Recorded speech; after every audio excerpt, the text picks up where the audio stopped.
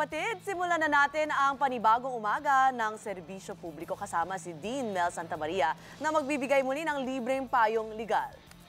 Okay, let's go. Yes, nasa linya ng telepono ang ating first caller na si Nilda Garcia. Nilda, ano po ang gusto mong ikonsulta kay Dean? Hello, Nilda? Nilda? Wala Hello, pa. sir. Ayan, okay. Nilda, anong tanong mo?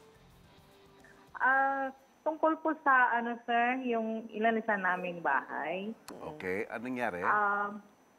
Kasi po, nakikiusap po siya na huwag putulin ipaputol yung linya ng Meralco. Kasi kami po yung nakapangalan. O, kayo na pangalan. Opo. Opo.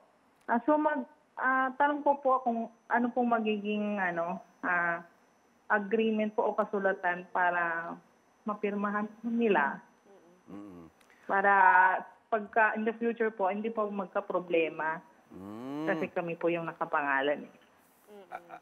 Alam nyo, Aling Nilda, no?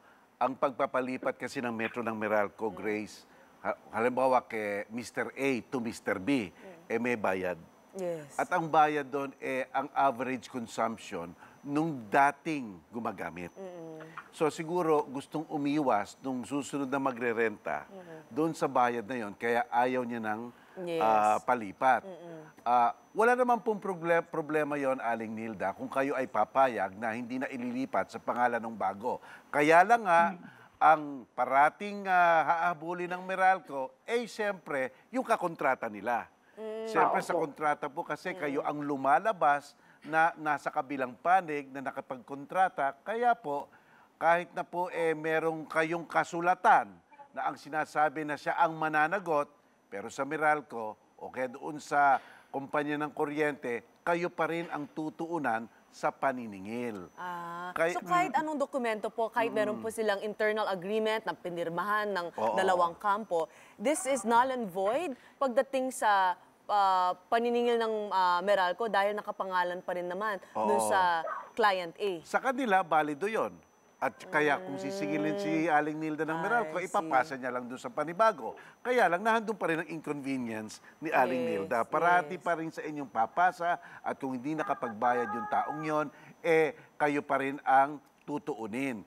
Kaya ang mas maganda po, siguro sabihin nyo sa kanila, since sila na talaga ang gagamit, bakit hindi pa nila ituloy-tuloy? Yes. Na sila ang titira, sila ang gagamit, sila na ang magbabayad. Kasi po, maganda naman po ang ang pakay nyo, gusto nyong tumulong, pero minsan, tumutulong na nga kayo, pero kayo pa ang baka maperwisyo. Yan po, Aling Nilda. So, ano pong maganda, sir, ipakat po yung Well, yung dokumento nyong pipirmahan, pwedeng sasabihin ninyo na siya ang mananagot, pero kagaya nga ng sinabi ko, Aling Nilda, kahit na ano pang dokumento yan, kahit na ano pang pagpapalipot ng pananagutan yan, na nakasulat na kanotaryo pa, ang tingin pa rin ng Meralco, kayo pa rin ang magbabayad. So, dapat si Ma'am Nilda, payo niya dun sa bagong manguupa na ilipat na lang sa kanilang pangalan para hindi na po kayo habulin ng Meralco just in case na may mangyari po. Oo, kasi po hindi nyo kontrolado. Hindi nyo kontrolado po whether magbabayad siya o hindi. At kung sa inyo pa nakapangalan, kayong habulin. Pero pwede nyo siyang mahabol batay dun sa dokumentong yon. Kaya lang, wala pa rin pipigil sa Meralco na para kayo ang singilin habulin. kayo. Kasi po, pribadong agreement nyo lang yon. Pero wala naman pong masama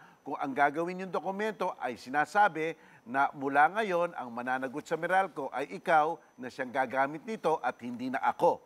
Pero yun lang nga po ang caveat na tinatawag sa Meralco, kayo pa rin po.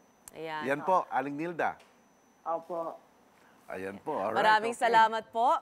Be sure to come back. Use 5 everywhere. Copyright 2016.